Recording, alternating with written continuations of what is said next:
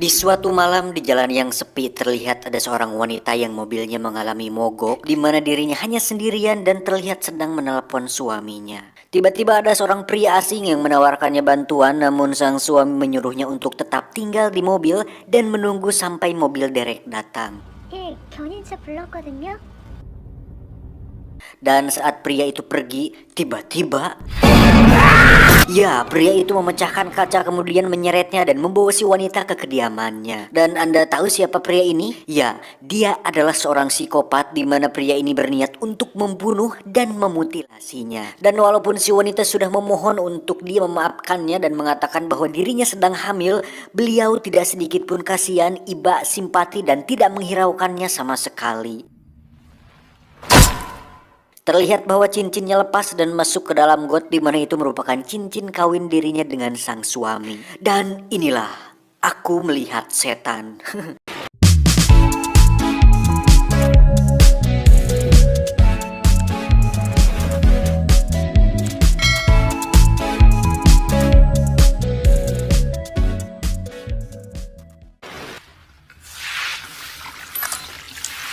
Singkat cerita, akhirnya potongan bagian tubuh si wanita pun berhasil ditemukan di mana sang suami yang bernama Kim ini pun sangat terpukul sampai-sampai dia meneteskan air mata seolah masih tak percaya dengan apa yang dialaminya.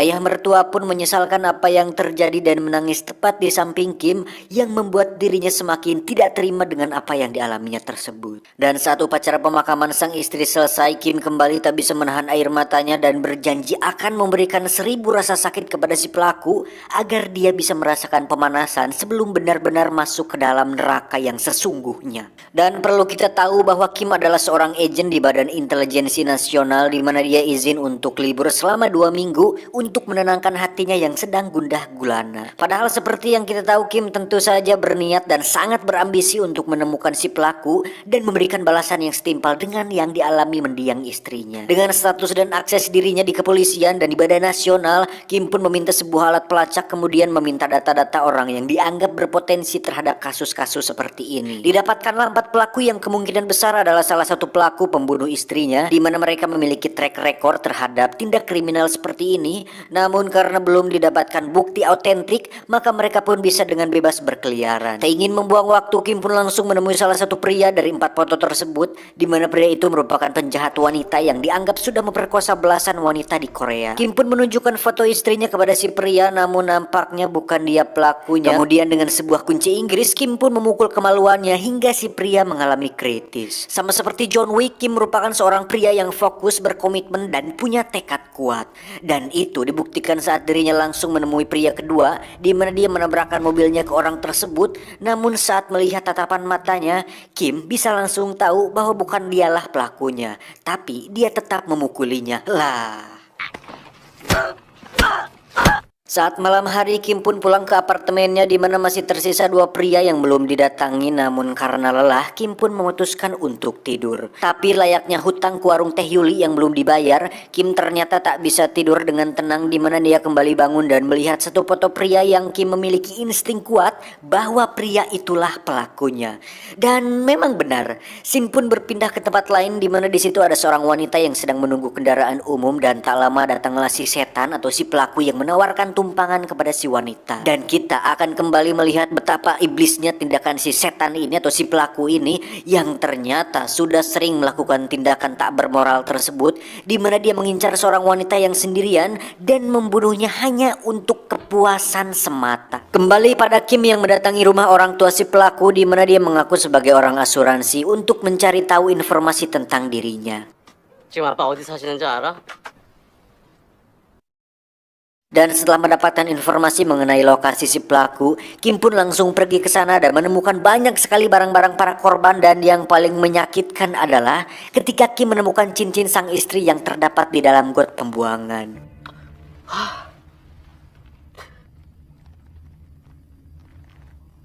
Si Mas-Mas Setan sendiri bekerja sebagai seorang supir bus sekolah, di mana itu sangat cocok sekali dengan pekerjaannya sebagai seorang pembunuh yang tanpa dia sadari Kim sudah meletakkan sebuah alat pelacak pada bus mininya tersebut. Terlihat bahwa si Mas-Mas ini sangat sudah terbiasa dengan mencari mangsanya, di mana dia menunggu sampai hanya tersisa satu murid untuk kemudian dia bawa ke kebun kecil miliknya, di mana dia akan menggadabah si gadis tersebut sebelum dengan sadis membunuhnya. Tapi tiba-tiba ya, Kim terlihat sudah berada di sana, yang mana si Mas-Mas ini cukup terkejut dengan kemunculannya, dan dengan sebilah celurit di tangannya dia pun langsung menebak bahwa Kim adalah seorang polisi. Terjadi pertarungan di antara mereka yang sangat sudah jelas sekali akan dimenangkan oleh Kim, karena seperti yang sudah saya jelaskan tadi, Kim adalah seorang agen di Badan Intelijen Nasional, di mana Kim memiliki kemampuan bela diri yang sangat tinggi hingga bisa dengan mudah mengalahkan si Mas-Mas pelaku ini. Dan saat ada suatu momen ketika Kim bisa membunuh dan membalaskan dendam istrinya, Kim pun mengurungkan niatnya. Dan disinilah bedanya film-film lain dengan film I Saw the Devil ini, karena selain tidak ingin filmnya berdurasi pendek, Kim juga ingin agar si pelaku tidak mati begitu saja, karena dia akan melakukan sesuatu yang lebih buruk dari ini. Kim pun memasukkan alat pelacak ke dalam mulutnya dan memaksa si pelaku untuk menelannya, sementara dia akan pergi untuk mengantarkan gadis tadi ke rumahnya. Saat si Mas-Mas ini sadar, terlihat ada sepucuk amplop yang ternyata itu adalah sejumlah uang yang diberikan oleh si Kim tadi. Dan saat si Mas-Mas ini heran dan bingung dengan apa yang dilakukan oleh Kim, dia pun berkata, 완전 개사이코네. "Lah, Anda sendiri?" Mas-Mas Setan ini pun kembali ke mobilnya, namun karena minibusnya sudah disabotase oleh Kim, dia pun memutuskan untuk berjalan kaki. Tak disangka ada sebuah taksi yang dengan baik hati menawarkan tumpangan kepadanya, di mana di situ sudah ada satu penumpang yang sebenarnya teman dari si supir taksi ini. Dan Anda tidak akan percaya ketika mengetahui bahwa kedua orang tersebut merupakan psycho sama seperti si Mas-Mas ini, karena mereka juga sedang mencari mangsa dan menjadikan si Mas-Mas ini sebagai mangsa mereka. Ini menjadi seperti semacam psikopat memangsa psikopat, ya seperti itulah. Namun karena si Mas-Mas lebih berpengalaman, dia pun bisa membunuh kedua orang tersebut menggunakan sebilah pisau dan menikam mereka berdua berulang kali sampai mobilnya nyungsruk.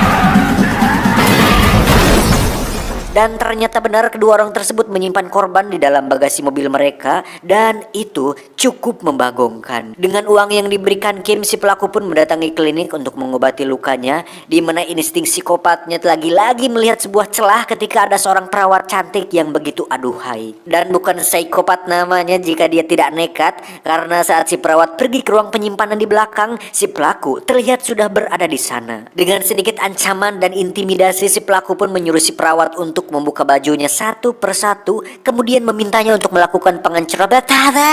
Itulah pokoknya. Dan saat sedang enak-enaknya, tiba-tiba ya, Kim still in the house kembali lagi untuk menghajar kembali si pelaku anjing ini, di mana si pelaku dibuat terkejut saat melihat Kim mampu menahan pisau dengan telapak tangannya sambil berdarah dan melihat tatapan yang sangat mengerikan pada matanya tersebut. Ya, suatu kesalahan besar telah menciptakan monster untuk dirinya sendiri. Si pelaku pun dipotong di bagian belakang kakinya, atau apa ya, lupa namanya, bentar, tendon. Dipotong di bagian tendon kakinya agar si pelaku pincang seumur hidup.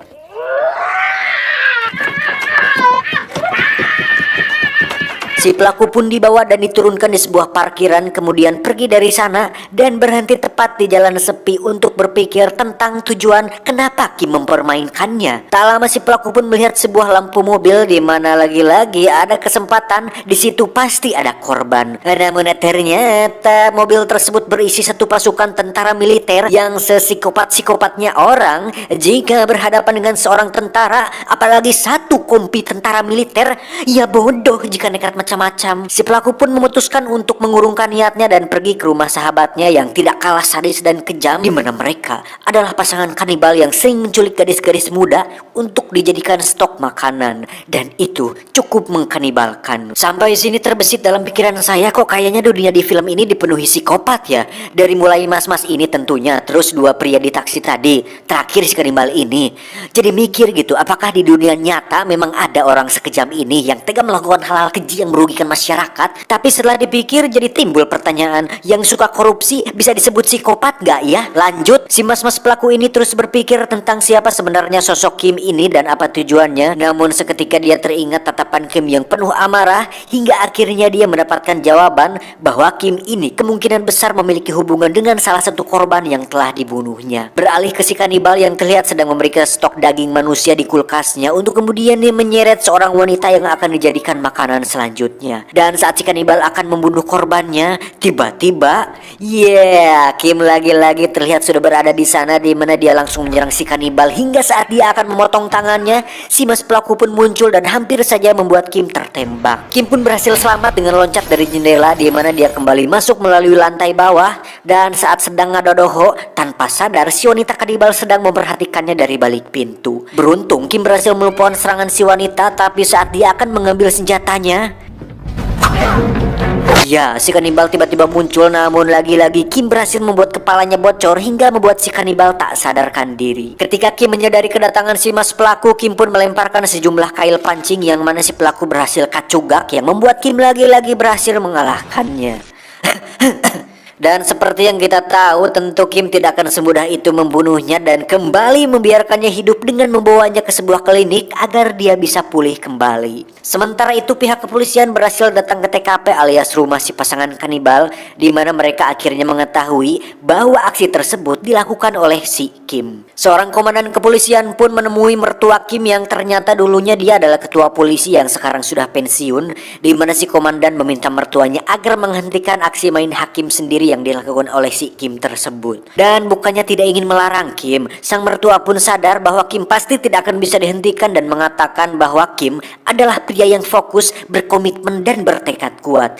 Sehingga sebelum dia mencapai tujuannya, Kim akan terus mengejar si pelaku kemanapun dia pergi. Kembali ke si pelaku yang sudah kabur dari klinik, di mana dia sudah mengetahui bahwa Kim memasukkan pelacak tubuhnya dan dengan sengaja masuk ke klinik, kemudian melukai salah satu orang di sana agar konsentrasi Kim menjadi pecah. Setelah si mas pelaku berhasil mengetahui bahwa Kim adalah suami dari wanita yang pernah dibunuhnya ketika malam itu, dia pun mencari informasi dan teringat sebuah alamat yang memang dia selalu memeriksa identitas para korban sebelum dia memutilasi para korbannya, untuk kemudian dia pergi ke alamat tersebut dan berhasil mendapatkan mertua si Kim. Tak punya pilihan lain, Kim pun menemui si kanibal yang ternyata masih hidup dan dirawat di puskesmas dengan tujuan untuk menanyakan apa yang akan dilakukan Kim selanjutnya. Dan dengan sombongnya si kanibal mengatakan bahwa temannya tersebut alias si mas pelaku setan ini merupakan orang yang pantang menyerah, di mana dia akan mengincar semua orang terdekat Kim untuk membuat Kim kalah dalam permainan ini. Dan setelah dia berhasil melenyapkan semua orang terdekatnya, dia akan menyerahkan dirinya ke polisi. Merasa bahwa dirinya dan si mas pelaku sudah menang, si kanibal pun tertawa puas karena menganggap bahwa Kim sudah kalah dalam permainan berburu ini. Sontak hal itu membuat Kim sangat emosi untuk kemudian merobek mulut si kanibal hingga membuatnya menjadi the next Joker. Sadar bahwa mertuanya dalam bahaya, Kim pun menghubungi sang komandan polisi untuk menuju ke rumah mertuanya. Namun nampaknya mereka semua sudah terlambat. Si mas pelaku sendiri terlihat sedang menyiksa mertuanya menggunakan sebuah barbel, dan tak lama datanglah adik ipar Kim alias saudara dari istrinya, di mana si mas pelaku akan memperkosanya dan membunuhnya dengan sangat sadis. Saat polisi dan Kim tiba di rumah mertua, mereka semua pun sudah terlambat dan hanya menemukan sang mertua yang sudah babak belur dan sekarat. Tak lama Kim mendapat sebuah telepon yang ternyata itu dari si mas pelaku yang menggunakan ponsel mertuanya, di mana dia mengatakan bahwa dirinya sudah menang dan akan menyerahkan dirinya ke polisi. Dan saat dia mendekam di penjara dengan kemenangannya, Kim akan hidup sendirian dengan penderitaan atas kehilangan orang-orang terdekatnya. Dan itu cukup membuat Kim semakin bertambah emosi. Setelah si mas pelaku memberitahu lokasi di mana dia akan menyerahkan diri, para polisi pun terlihat sudah bersiap di sana. Dan tak lama muncullah si pelaku yang memberhentikan mobilnya tepat di tengah jalan, kemudian keluar dengan santai sambil udun disertai tubuh penuh darah dari adik iparnya Kim. Kemudian si pelaku pun dengan bangga meminta para polisi untuk menangkapnya. Tapi ternyata tidak semudah itu Ferguson, karena Kim sekali lagi adalah pria yang fokus, berkomitmen dan bosan ya diulang-ulang terus. Saat polisi akan menangkapnya, Kim dengan cepat merusak pintu mobilnya, kemudian menuju ke arah si pelaku dan berhasil mendapatkannya. Yes! And finally, disinilah si pelaku berada, terikat di rumah jagalnya sendiri seperti para korban yang sudah dibunuhnya. Dan seperti yang saya jelaskan di awal, seorang psikopat itu tidak punya hati nurani dan rasa takut sedikit pun. Dan faktanya itu cukup menyulitkan untuk membuat bagaimana caranya untuk membuat seorang psikopat menderita. Dan benar saja, meski Kim sudah mencocol matanya dengan sebatang rokok dan menusuk pipinya dengan sebuah obeng, si pelaku masih saja bisa tersenyum puas atas kemenangannya. Dan satu-satunya cara untuk membuat si pelaku menderita adalah dengan membuatnya merasa ketakutan seperti yang sudah dirasakan para korbannya. Dan ya, semua manusia, mau itu psikopat, penjahat, pemberani, om-om, mas-mas tukang angkat galon, atau orang paling disegani di dunia sekalipun, pasti takut dengan yang namanya kematian, kecuali orang yang sudah ikhlas. Dan Kim sudah merencanakan sesuatu yang akan membuat si pelaku benar-benar sangat ketakutan sebelum akhirnya dia menemui ajalnya. Kim pun pergi melalui pintu belakang, di mana dia membiarkan si pelaku terikat pada sebuah mekanisme alat pemenggal kepala yang dipicu melalui pintu depan. Sehingga saat ada orang yang membuka pintu, maka secara otomatis sebilah besi tajam akan langsung menghantam leher si mas pelaku. Dan saat Kim berjalan pergi dari sana, tak lama muncullah sebuah mobil taksi yang ternyata itu adalah ayah, ibu, dan anaknya si mas pelaku ini. Dan faktanya Kim sudah menghubungi mereka untuk datang ke sini dan meletakkan sebuah mikrofon kecil agar Kim bisa mendengarkan ketakutan dan penderitaan sebelum si mas pelaku menemui ajalnya. Saat keluarganya sedang mencoba membuka pintu, si pelaku pun dengan susah payah meneriaki mereka sambil menggigit tali sampai dia benar-benar terlihat sangat amat ketakutan. Mamam.